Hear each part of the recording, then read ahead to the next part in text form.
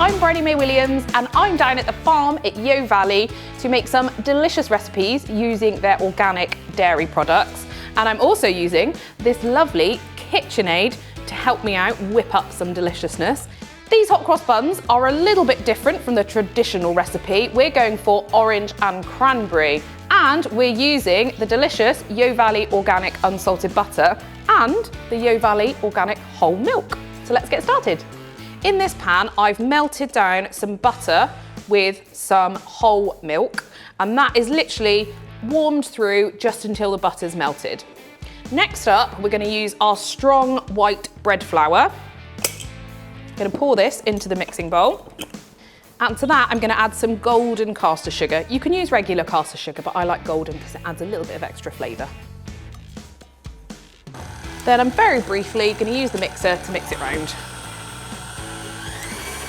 Once you've incorporated the sugar into the flour, we're going to add some salt and some yeast. Make sure you put the salt on one side of the bowl and the yeast on the other, because salt can actually kill the yeast. So I'm going to pop my mixer down, get my Yeo Valley organic milk and butter mixture here, turn on the mixer and pour in the butter and the milk. Next up, whilst that's mixing, add the egg. Once the dough started to come together, you want to whack it up a bit higher, and you're just going to leave it to do its thing for about 5 minutes until the dough is really super soft. Once you've got to this point, you've got a nice stretchy soft dough. Tip it out onto a floured surface and just give it a few final kneads by hand. So what you've got is a lovely soft dough. When you press it, it bounces back up. That means it's ready to be proved. I'm going to pop it into a bowl. I'm going to cover it with a tea towel and leave it for 1 hour or until it's doubled in size. While our dough is proving, we're going to make the filling that goes into the hot cross buns. And this is just a mixture of lovely, delicious flavours. So we've got some dried cranberries, mixed peel, orange zest. I'm going to grate in 1 apple. Then I'm going to squeeze in the juice of half an orange. Give it all a good mix up. And that's it, ready to go. I'm just going to set that aside until the dough's proved. Our dough is ready after its first prove. The way that we can tell that it's ready is it's pretty much doubled in size, and if you poke it gently, your finger will stay indented in it. So if you poke it, you can see that there's still an indentation in there. We're going to take our dough out of the bowl. I'm going to knead it and knock out all the air. And I'm going to pop that into my mixer bowl. And we've got our filling here. Now this is a quite important bit.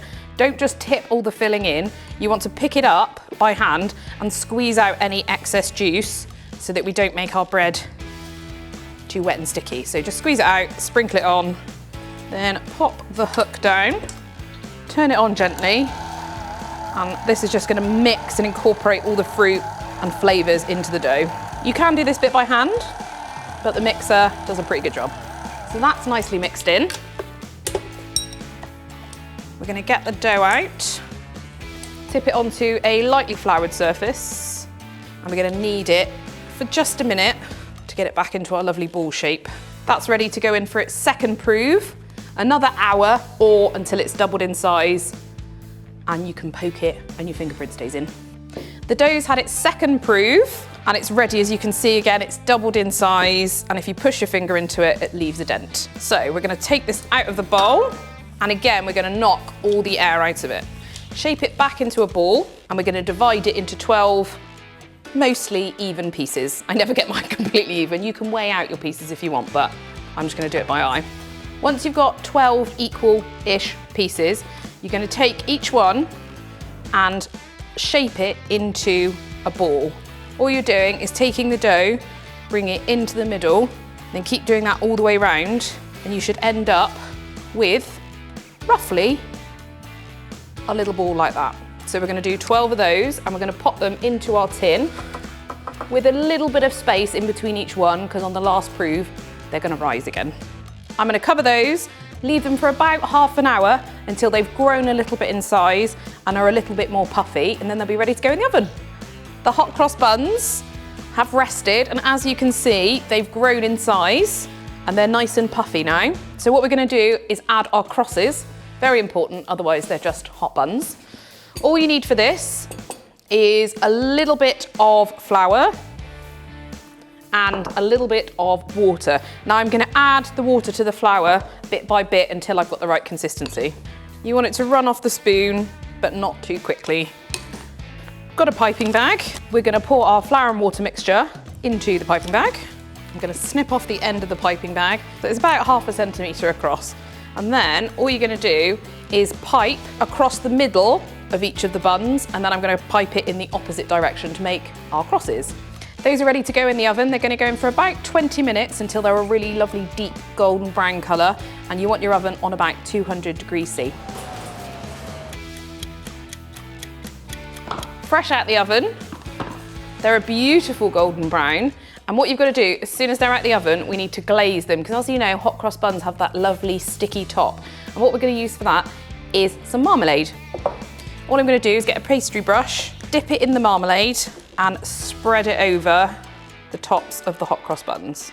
You can see it all melting, and that's where that signature glaze comes from. So I'm just going to leave them to cool, and then they'll be ready to enjoy. Our hot cross buns have cooled down a bit, and now I'm going to break them apart. And there they are, our orange and cranberry hot cross buns.